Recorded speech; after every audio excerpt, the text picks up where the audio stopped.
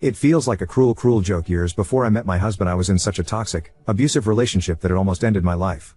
I spent years in therapy, bettering myself, figuring out why I accepted the type of love. I stayed single for years, and once I started dating, I made sure to keep an eye out on all red flags. Heck, I even took things slowly when there was nothing but green flags.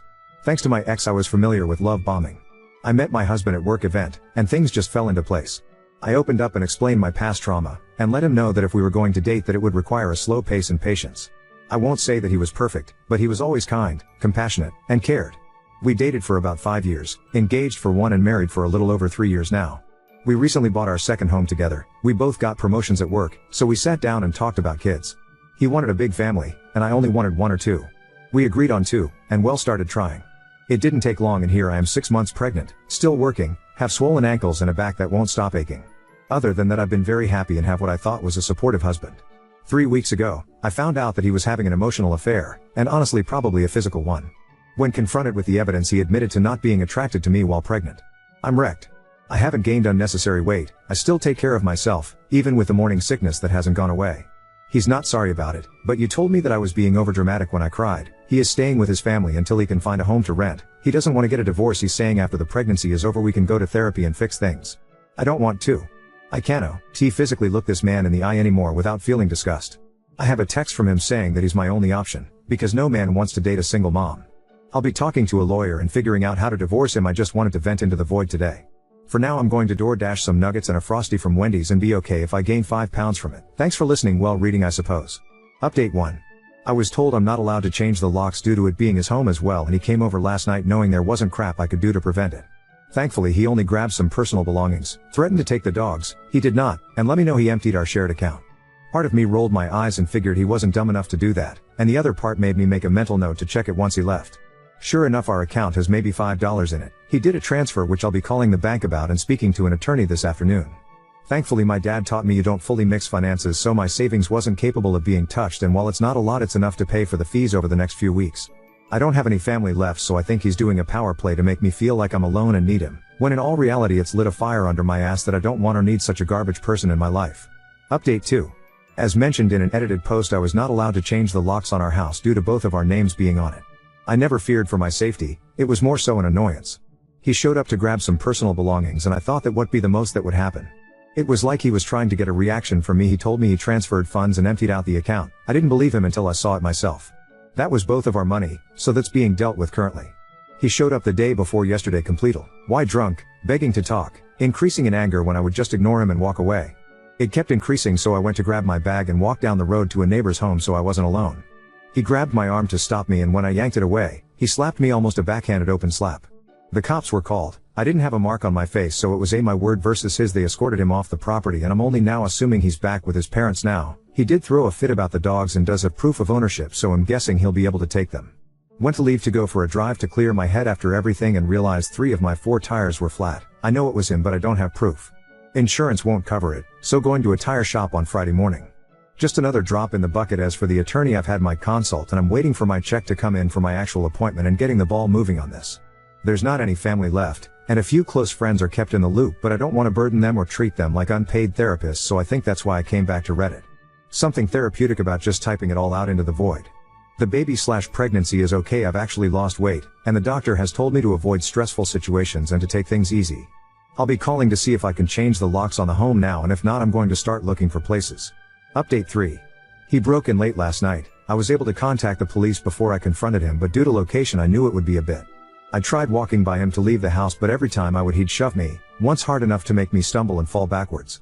The eerie part is he never once yelled through things. One of the items hit me, causing an emergency room visit requiring stitches. Said the most vile things. He hated me, I should kill myself, how useless I was, etc., yet never once raised his voice. I'm not saying that in a good way. I wish he would have yelled. It was a fight or flight instinct, and I found out mine was to freeze. I hate that for myself. He was arrested and his mother already bailed him out. Him staying at a hotel thanks to a work advance and looking into apartments. I won't be stepping a foot into that home we shared until my best friend is here, and even then it will be with police being with us. Nobody can figure out what made him change almost overnight. Only thing I'm guessing is a psychotic break, but I'm not a therapist or doctor. Besides some ugly bruises and some stitches, myself and the baby are fine. My lawyer feels like this is enough to get a protection order for myself and will include the pregnancy/baby. Next time I see him will be at court. Sorry I'm rambling and maybe this doesn't make any sense. For now I'm safe, can sleep good for the first time in weeks. I have the dogs. Nobody is aware of where I am besides one close person, and the police. Final update: I changed my locks, figured if he'd get the law involved I'd use pregnancy brain and being forgetful to give him a spare set. Update 4. Police met me at my home to grab some personal belongings and pretty much anything and everything else I could grab. Thanks to the user who recommended me calling the non-emergency number, it was smooth sailing. He wasn't home. I didn't have the fear of him showing up and both officers were very kind. What I walked into on the other hand was not very fun. This man looked like he went on a bender. Bleach on clothes, food everywhere, personal belongings just destroyed, especially the nursery. I was able to salvage a lot of the bigger items and packed what I could. They're now in storage until I move into my place. Took pictures, and as aggravating as it was, especially with the 1 step forward 2 steps back, I'm hopeful that there'll just be another thing used against him to prevent custody. As far as him, he has no way of contacting their then attorney or email, and it's been quiet on both ends. His parents have not reached out. I don't even know what I'd say to them if they tried, so no loss there. His girlfriend, yes girlfriend, as I found out, has been trying to contact me via friends to let me know she's pregnant. I'm unsure if that's true or not, but that in the very least confirms the affair and how well he kept things hidden. I do want to clear the air. I made a post asking for helpful information on resources that could potentially help, and someone made a comment saying I was in it for a long con, and that's just untrue. I have not and will not accept any personal items / donations other than advice and maybe an internet hug. Editor's note: Oop, deleted the post she is referencing. See comment below. While I wish my story was made up, it is not. Maybe it's a venting board, maybe it's just connecting with people that have been in the same situation, but it helps keep me sane. Anyway, I'll leave it at thank you all for listening and checking up on me. I'm safe, I'm good. Pregnancy is the only thing kicking my ass, and I'll make sure to make a post in a few months letting y'all know she's here and that we made it. Bye for now. Oh, trust me, I'm having bad days with it, especially emotionally. I'm sure the hormones aren't helping. I've debated if I turned a blind eye and if there really weren't any red flags. I've had moments where I've missed him because it's not just a switch. We loved each other, or at least I loved him. This is a person I planned a future and had a past with. It's really just an emotional roller coaster, and that's okay. I don't think there's a right or wrong way to handle all of this, but I'm doing my best. I'm not asking for money, and I'm sorry if it came across that way. I can provide proof and anything else. I've had multiple people reach out and ask if they could help, and I've always turned it down. The only thing I'm asking is for someone to point me in the way of an organization that I may not know of. If that's coming across as that way, though, I can and will delete my post. It wasn't my intention. Update 5. I've read every single message and the majority of the comments. Thank you for sharing your experiences, your advice, your love. More than a few have offered baby items, groceries and gift cards. I cannot in good will accept any of those, but if you have items laying around, please consider donating them to a charity that helps homeless parents. One thing that stuck out is someone asked how I could feel sorry for him. I guess I'm an empathic person, to the point where it could be a flaw. I wish if he was so unhappy he would have just told me. We could have fixed it before it became violent, and if it wasn't fixable we could have both been amazing parents. His girlfriend that reached out wrote an email in which was forwarded to me. She's saying she's pregnant, and for her sake I hope she's not. She's accusing me of ruining a good man's reputation. She called the injuries self-inflicted and how they want a paternity test. My personal favorite was if my baby is actually his. She hopes her baby can grow up with her and have a sister. Little does she know I will go to hell and back to make sure that man does not know anything about my daughter. As for him, I've seen him once while leaving the grocery store. Outside me was calm, cool, collected, acted like he was a stranger I wouldn't give a second look at. On the inside I said oh shit about 500 times and cried in the car. Money situation is fixed, work bonus and promotion. I've bought a new and better living room suite and having a painting party at the end of the month. You're all invited. BTW. Still good, still safe, slowly learning to love my new normal. If you're in a similar situation or in an abusive relationship, man or woman, reach out. You're not alone. You don't need to be brave, I'm certainly not. You just need that I can't do this anymore to light that fire. Update 6. Hi, it's been a while since I've posted. I mean, last time I posted I had swollen ankles, waddled, thought every little cramp was a contraction and felt like life was falling apart. I want to thank everyone who reached out even months after the fact just to check in on a stranger. My daughter is here. For privacy I'm going to leave out her dob, but she was 6 pounds 2 ounces and the most beautiful head of hair I've seen. She's now got the hairstyle of Danny DeVito. My original posts are still up in case anyone is looking at this with puzzlement. But to say things have been rough would be an understatement. He showed up to the hospital. Thankfully everyone was aware and hospital staff handled it properly and perfectly, and I was able to focus on labor and delivery. Unfortunately the stress of that alone took an already hectic moment in time and amped it up, but things could have been so much worse and I'm highly thankful they were not. Right now I've got about 10 different CPS calls. They've came to my house on 4 occasions. His family and him have filed for an emergency custody hearing, and due to leaving the state with my daughter that did give him a foot in the door. It seems the protective order isn't really helping in that matter. I am still on maternity leave, so thankfully my focus has fully been on my daughter, and collecting all the evidence to make sure he doesn't get any custody other than possibly supervised visits for an hour. My main concern is if he doesn't get any custody that his parents may do the grandparent route. I wish it was an update to say I'm kicking motherhood's ass and taking names, but most of the time I feel like a burnt out blob. I am in therapy and the doctors are keeping an eye on postpartum depression, yet my doctor thinks a giant hemorrhoid, X, is the cause instead. Don't have an update on the girlfriend of his, have kept the dogs. I think they love the little one just as much as I do. Am excited and anxious to see where the next chapter of Life E will take me. Now on to second story. Discovered my boyfriend had purposely given me food I'm allergic to at his sister's wedding, then blamed me for ruining the event. I F29 met my boyfriend Michael M35 at a show I performed in. I am a theater person as a hobby, and he complimented my performance and bought me a drink. We have been together now for a little over a year. His sister got married last week and I was initially pleased to ask to be a bridesmaid but also a bit surprised as she barely knows me, but I thought this was an attempt to have an excuse to also get to know each other better. Michael and I got into an argument the week before because he said that he wanted to entertain the thought of spicing up our sex life and having a threesome. He said since I was bi, why not? I didn't like the idea too much and said so, and it devolved into a petty cold war and he started to ignore my messages after he left my place. He didn't reply to me at all until the day before the wedding asking what time he needed to pick me up since we can't go sprayed otherwise people will gossip about us. He barely said anything to me the whole time we traveled to the venue.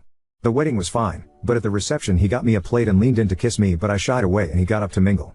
I started feeling ill not too long after a 911 WAD called. I realized I was having an allergic reaction but had my pen but still had to be carted off by the ambulance, and that's when someone AO was looking for Michael said that he had left with some of the other groomsmen to a bar nearby. I called 6 times and texted that it was an emergency as I was getting checked put by the paramedics, and again when they strongly suggested I go to the hospital, but he never replied. I was released high the hospital and called him to ask him to pick me up, but he didn't pick up, so I woke up my best friend and she took me home and stayed with me overnight to make sure I was okay. The next morning Michael called me but I was still asleep, so he left me a lengthy voicemail yelling at me that I ruined his sister's wedding and that I always have to make things about me. He came over to further berate me and told me he should just break up with me at this point as I am dramatic and this is all too much, so I pointed out that he had gotten my plate, knew full well that I have a legit allergy to coconut, and that his sister had told me afterwards that he knew that the cake he gave me was the coconut cream cake as all the food had signs saying what it was and what the ingredients were, as I am not the only person with allergies that attended. He left telling me that he can't talk to me when I am this way. I was honestly exhausted, so I didn't bother going after him. But his father called me to ask how I was doing, and after I answered he then told me how I'm hurting Michael's heart by blaming him, and Michael has been inconsolable since we fought. I texted Michael to ask if we could talk, but the conversation went back around somehow to the threesome and how I don't respect him even in intimate settings or want to hear him out regarding his needs and make things about me. I am so confused because to me this feels manipulative, but I respect his father so much. I go to their church and he is a pastor there, so to have him tell me I am in the wrong through me. Ada? Edit. A lot of comments are suggesting that this was intentional, and I have actually never considered he gave me something I am allergic on purpose, and certainly not to use against me to leverage in our argument. But I think I may have to come clean and talk to his parents. I know them well, so hopefully it won't go too badly. Small update. Michael texted me this morning to apologize.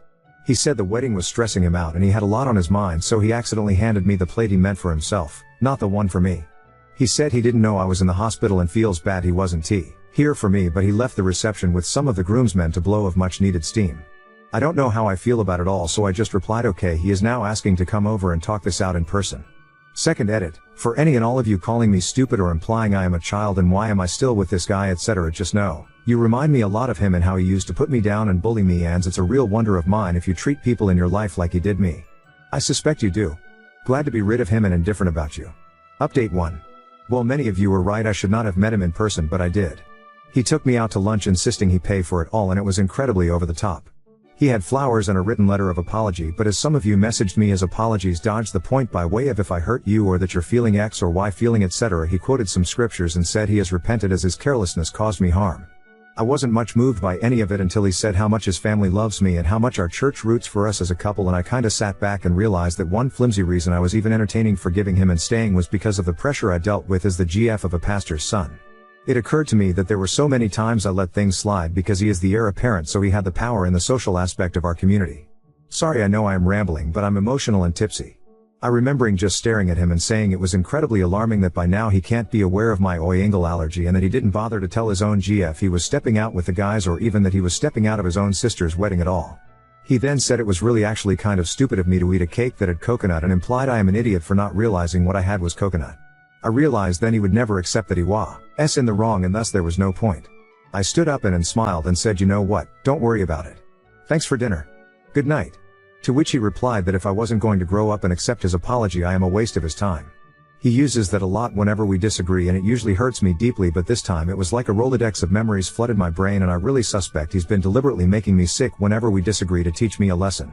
I said I was done and he needn't waste his time with me from this point on and left. I then sent screenshots to his father explaining the situation as best I can without blaming Michael for prior illnesses without proof, and I got a text about 20 minutes ago from his father.